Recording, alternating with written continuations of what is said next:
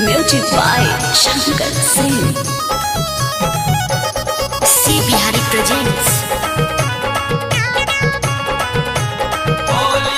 छोड़ा बने न ढेर होशियार रे, छोड़े रही या जइबई बाजार रे। पेन्हले ही नया रे लहंगा, रंग डल भी तो पड़ जाई तो महंगा। छोड़ा बने न ढेर होशियार रे, छोड़े रही या जइबई बाजार रे। पेन्हले ही नया रे लहंगा, रंग डल भी तो पड़ जाई तो महंगा। फागुन महीना हो छोड़ तो नहीं मगहिया छौड़ा गे। फागुन महीना हो छोड़ तो नहीं मगहिया छौड़ा गे। कचोलिया फाड़ दे तो होलिया में लखी सरैया के छौड़ा गे। तरंगवा ढार दे तो ढोलिया में तोड़ जमुइया के छौड़ा गे।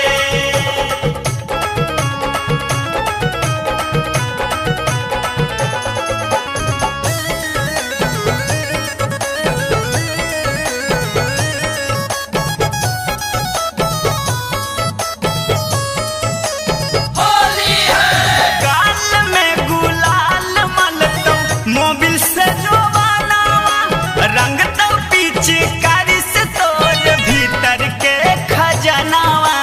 रे रे छोड़ा, ज्यादा नहीं बोली।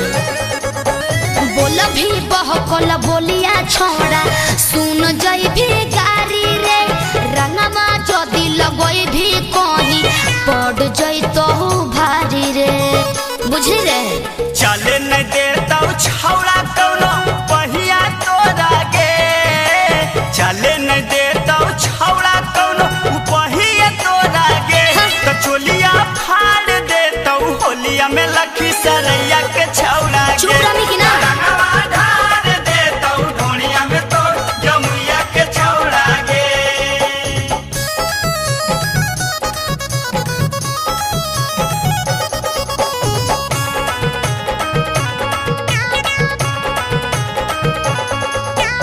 होलिया में घर से निकलल पड़तो है गे महंगा। छोटू बिहारी बिपिनावा तोर लेटाई दे तो लहंगा। हो तो मरिया खा जेबी।